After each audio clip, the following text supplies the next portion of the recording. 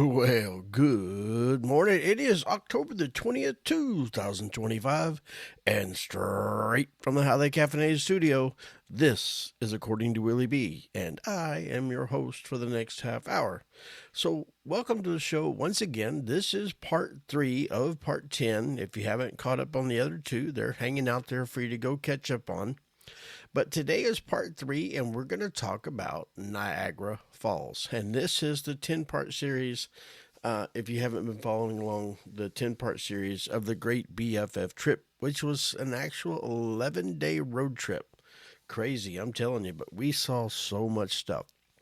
So let's jump into it because I have a ton to cram into 30 minutes today because it really wasn't enough to split this one into 2 days like I did New York. So I'm going to try to cram all this into one 30-minute podcast. As long as I don't have any word salads or I don't get off on any rabbit trails, hey, you know what? We'll keep our fingers crossed. So let's dive right in. So we got up at 4:30 a.m. in New York City, and we had a 7-hour drive, and I think a little bit of change ahead of us to get to Niagara Falls. The first night we stayed in Niagara on the U.S. side, because you have the U.S. side and you have the Niagara side, and we stayed at the Comfort Inn at the Point. And all I'm going to say, and I'm not going to elaborate, you can email me if you want to, and I'll tell you more about it. But for time purposes, I'm just going to tell you that is not the place to stay. There are a lot of great hotels in that area, and Comfort Inn at the Point is not one of them that I would recommend to you.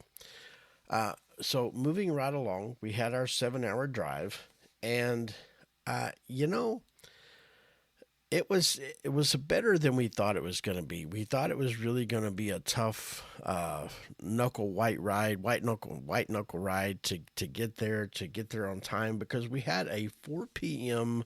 tour, an ice wine tour over at Niagara on the Lake. Now, Niagara on the Lake is a town that sits on the shores of Lake Ontario, right at the mouth of Niagara Falls. So this is a really neat little area to explore if you have extra time. Unfortunately, we didn't have a lot of time to explore Niagara on the Lake like we thought we might have, but it's okay. But we did make it to our ice wine tour. Now, let me tell you a little bit something about this ice wine tour. I thought coming from my family was in agriculture and we did a lot of truck farming and etc. I found this very interesting. So the reason they call it ice wine is because the grapes they freeze from the temperatures, and then it removes some of that moisture and leaves a lot more of the sweetness, and so that's where you get this kind of sipping like wine, if you will. And it's really unusual, and it was really awesome. I really enjoyed that. I kind of figured it was at the beginning it was going to be more for the girls in our trip to enjoy the wine tour, but I got to tell you, it was right there amongst the vineyards. They had a really nice setup, and to learn about how they did the ice wine, I thought was really incredible. It almost makes me wonder if they discovered that by accident. Maybe one year the grapes froze on the vine, and they're like, we can't lose this crop. We'll be devastated. So they, that's kind of my wondering, and I'm going to research it more because I would like to know how they discovered to do the grapes after they freeze. So, but it was really interesting. A really great group of people. It's family owned. It was really awesome. We thoroughly enjoyed ourselves at that ice wine tour, and it's called Between the Lines Winery. So if you go to that area, there are some other wineries in the area, but this one is particular that does an ice wine tour, and I thought they did a phenomenal job. As a matter of fact, there'll be a culinary highway episode on that coming up in the next couple of weeks. So moving right along. So on our trip from New York City over to Niagara, We originally thought that we were just going to make sandwiches in the car and keep on going, but we were making really good time. And I think everybody was ready to get out of the car for a few minutes. So we found this place in Avon, New York. Almost said North Carolina. Avon, New York. Did it again. I'm going to try it one more time. Avon, New York. And it was this family run restaurant. And the food was really good. Matter of fact, will actually be a Culinary Highway episode as well. But it was like a restaurant slash trading post, which made it really cool for the area that it was in, and the food was really great. We had a great time interacting with the people that own it, and my hat's off to them for the great service that they provided and the great food as well, because it was a very welcome stop on our long trip. And I can tell you that, you know, even by now, and this is only day three of the trip, we're already starting to feel, the tiredness, getting up early and traveling, getting up early and traveling, staying up late, getting up early, and it was starting to take us toll. But we were all troopers. We were bound and determined to make this trip work. And so, we were glad that we got to stop for lunch, and we really appreciate the folks at Waystone Restaurant for providing us a absolute fabulous meal on our stop. So we headed on into Niagara, and we decided that we didn't want to chance checking into the hotel first and then going over to Niagara on the Lake, because it was about 30 minutes away from where we were staying. So we decided, you know what, let's just go on over there and have our ice wine tour, because we did not want to miss that, because Kelly had booked that way in advance, and we did not want to miss our reservation. So we got over there and actually got there right almost on time. And like I said, we thoroughly enjoyed ourselves there. And then since we were already in the area and now we're starting to get early evening, we decided to go ahead and have dinner. I said no word salads. We decided to have dinner at Niagara on the Lake. And there was a place called the Garrison House. Again, a family-run restaurant, very nice. Food was very good. It was actually the perfect weather to sit outside. I mean, it was absolutely perfect. It was warm, beautiful sunshine, blue sky day, and we sat out under those umbrellas and just relaxed and had a good meal. And now we're in a food coma. So we went back to the hotel and checked in, and we decided, you know what, we could use for some entertainment. So we went back across on the Canada side, because all the YouTube videos that I watched, and here's where I want to give you a word of caution when you're planning your own trip. It's good to watch YouTube videos. It's good to kind of do your internet search, but take everything that you see, everything that you read, and everything that you hear, take it with a grain of salt, because everybody has their opinions, and that's basically what reviews and YouTube videos, etc., that's what they are. They're an opinion of what this person or persons was their experience. And I saw a lot of videos that just said, you know what, there's an area on the Canada side of Niagara Falls. Let me back up. If you want to tour the Niagara Falls on the U.S. side, by all means, do that. But there's really not much more than that. You have to go to the Canadian side, and there is a whole lot more over there to do. So we decided we would go check this out, even though every YouTube video I watched said, oh, it's a tourist trap, it's just this, it's just that. And I guess I can see what they're saying about that, but let me tell you, for grown adults, we had the best time. We were like 4 kids. We rode go-karts. We rode these little cheesy rides where we had these laser guns, and it takes you through this dark, encasement, and you're shooting zombies. I mean, you would have thought we were 12 years old, and we had the biggest time you could ever imagine. So my thing is, always take it with a grain of salt, but don't ever, not don't discount things just because somebody else says, "Oh, you want to avoid that." Um, it's like I said at the beginning. I don't recommend the Comfort Inn at the point, but if you read some of the reviews, some people had a great experience there, and that's great. I just always give my opinion on what I thought of something, and usually I leave out all the negative. But on this one particular one, I'm going to say I would not stay there. There are tons of great hotels, and if I had it to do over, I would stay on the Canadian side, just because there's so much more to do. But we sat there. We had and the area over on the Canadian side. They call it the Clifton Hill area. So go on YouTube and look up videos of Clifton Hill, and you will see it's part theme park, part meets state fair, part. you know, they had a wax museum. I mean, it's all this cheesy stuff, but to me, it was done in a really unique way, and we just had an absolute blast. There was the wax museum. We thoroughly enjoyed that, and I've been in a lot of wax museums, and I said the last time I went, I'm like, I don't really ever care if I see another wax museum, but I gotta say, I was wrong because this one was really good, and we thoroughly enjoyed it. Maybe it was the company we had. I don't know, but we had, I'm telling you, if you would have been sitting off in the distance watching us, you would have thought,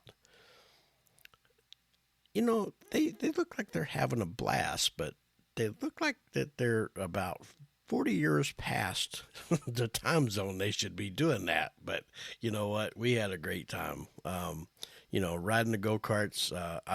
When I think of the go-karts there, you had to wear these helmets, and they had red and they had black. And I promise you, it looked like a bunch of bowling balls driving go-karts around. That's what those helmets look like. They look like bowling balls. I was like, this is the craziest scene I've ever. But anyway, we had a wonderful time.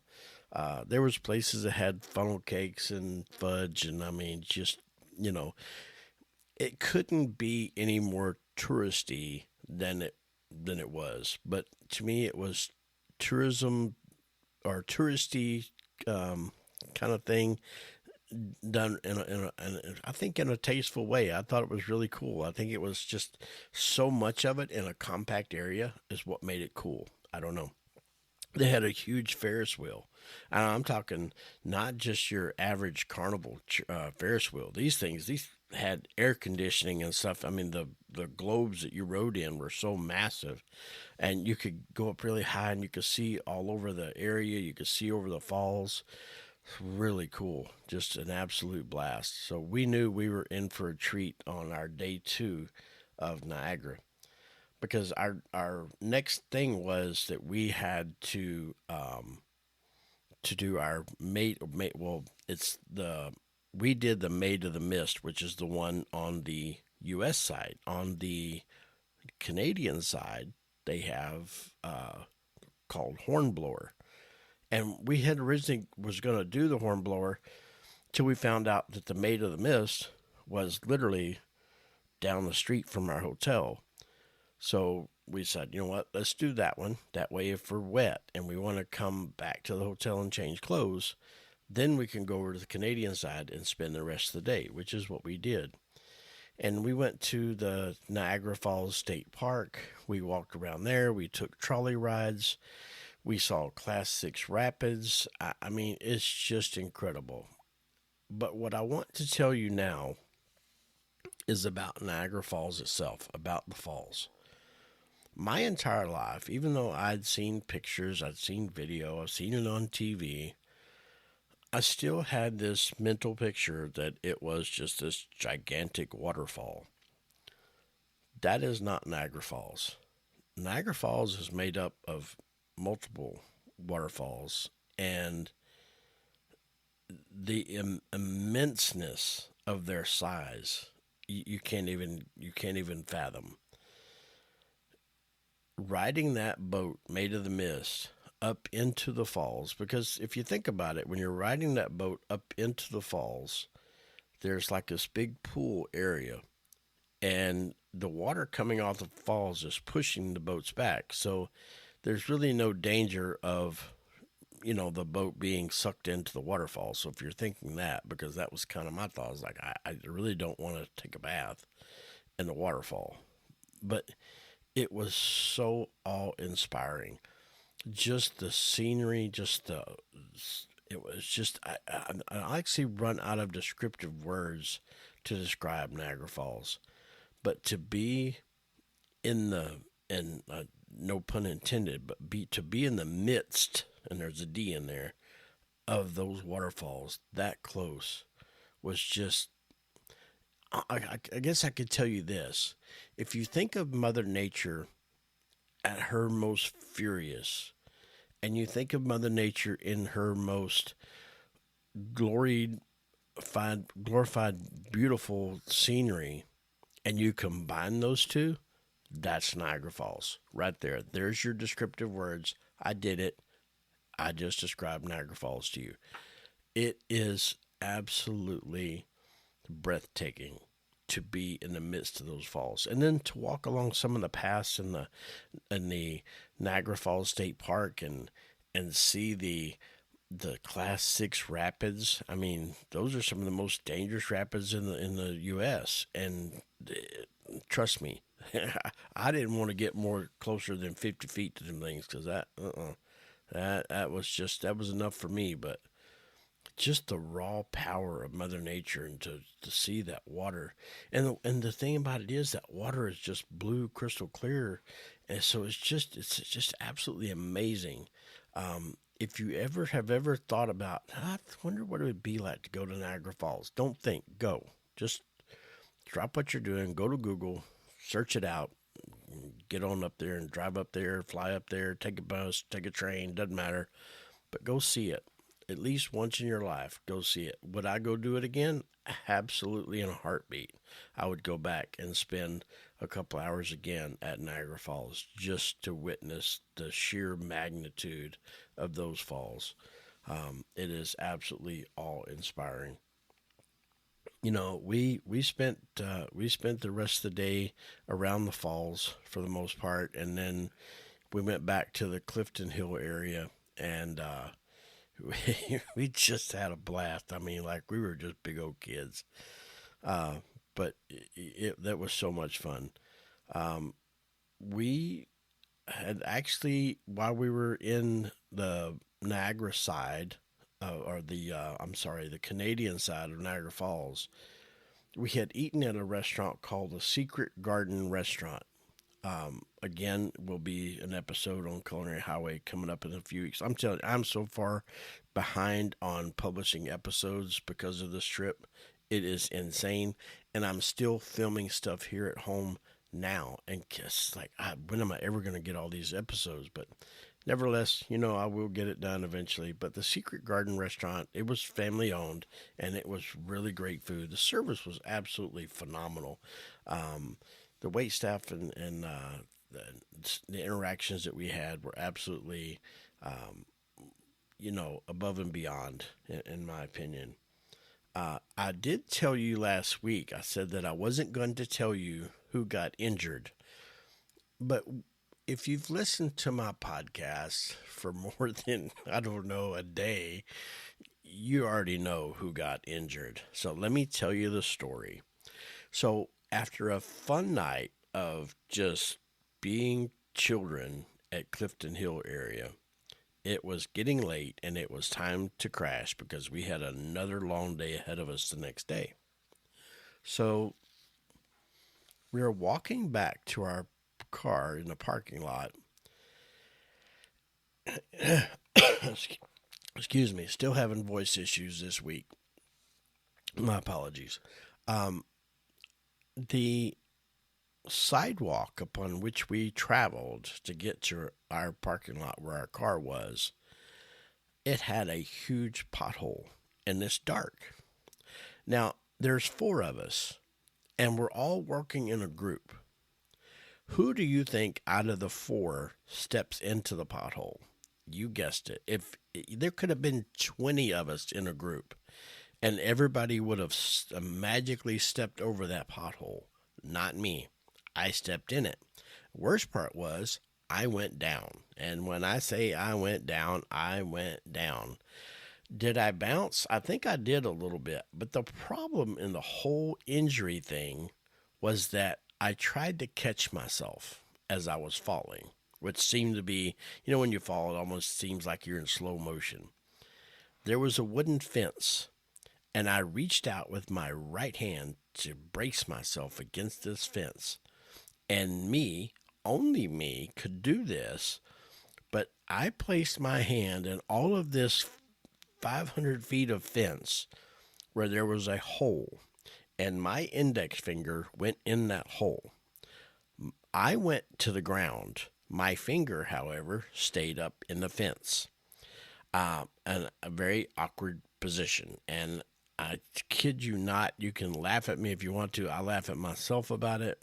But it took me a minute. I sat there quietly, and Danny said, "Are you okay?" I said, "I'm running a systems diagnostic check now to see if all systems are go." And so they helped me back up, get on my feet. And it was at that time I realized, I'm like, yeah, this finger's kind of, and it stayed swollen for the rest of the trip. And as a matter of fact, it's still swollen today.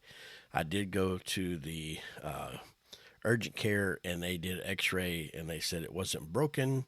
There was some flexor thing in there. I'm not a doctor. I don't know, some flexor thing in there that I messed up, and he said it would, heal itself in about 6 to 8 months. I was like, are you kidding me? 6 to 8 months? Come on. But so here we are, but if anybody in the trip is going to get injured, it's yours truly. I promise you.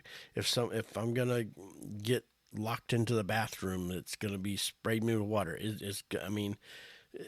I just seem to be a magnet for that sort of thing. Is it humorous? Not necessarily at the time, but it is afterwards. If you can't laugh at yourself, who can you laugh at?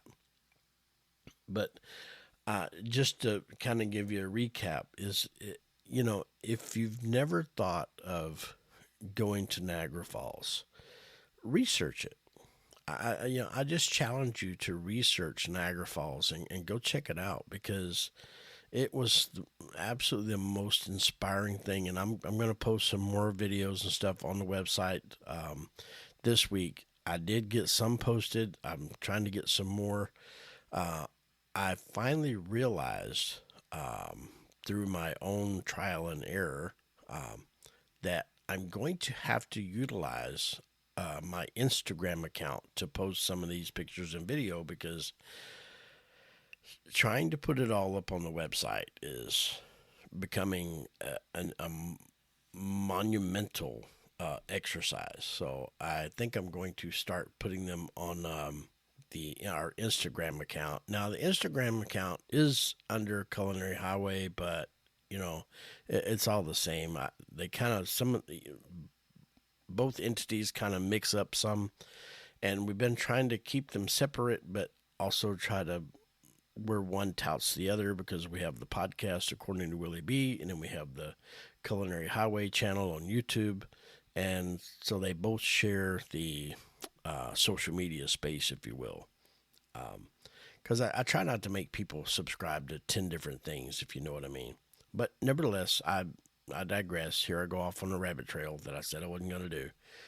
But I'm going to put them on our Instagram page, and that way you can enjoy some of these pictures, because I'm telling you, Niagara Falls is one of those things that has to be a bucket list item, and I never thought it would be.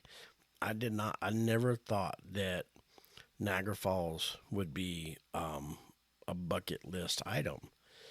And now I'm like, why did I not think this? And I'll tell you why I never thought of Niagara Falls as a bucket list item. Because I listened to other people, and I'm like, oh yeah, it's a big waterfall, blah, blah, blah. No, it's not just a big waterfall. I think you may get. My wife actually shot some video from the Maid of the Mist boat, and it has this huge bird flying across the falls, and it's absolutely magical.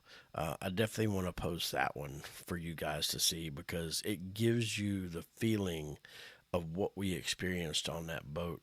And there was out of our party, I think each one of us captured a different essence of the falls, and so I want to post some of all of from all four of us so that you get that different feeling that each one of us saw, because that was the one thing that I noticed after looking at our pictures and stuff after we got home from there, was that each of the four of us captured a different essence of the Niagara Falls, and I'm telling you, it's not to be missed.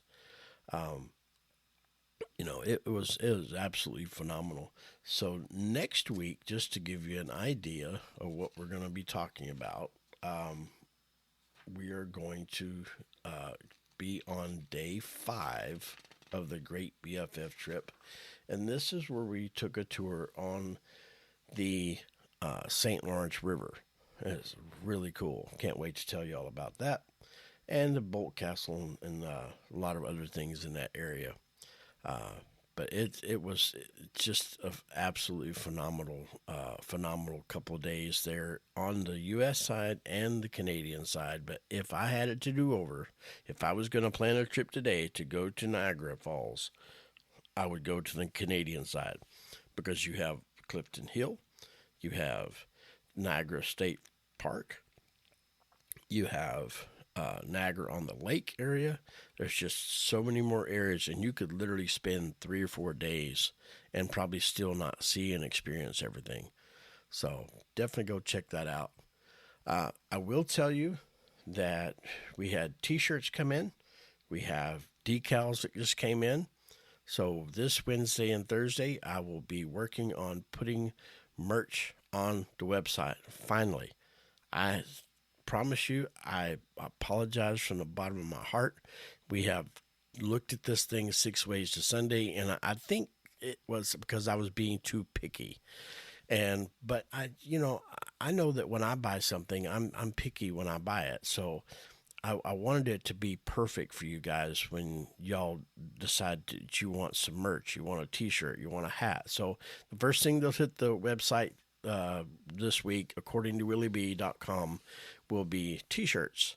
There'll be 2 different styles. We're actually taking some of the other designs, and we're not going to do decals. We're looking into having those done by screen print, and because that'll be a lot lighter wear on instead of the decal.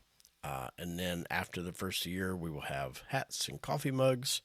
And then, of course, Caffeinate and Conquer coffee is still coming. Dr. Caffeine is still coming. So just a lot of things in the works. And I hope that each one of you enjoy this as much as I do putting this content out. But until that time, I will see you again next week right here in this highly caffeinated studio. But you know that I have to tell you one thing before I let you go. Do not forget to caffeinate and conquer. But until then, have a great day, and thank you for listening. Bye-bye.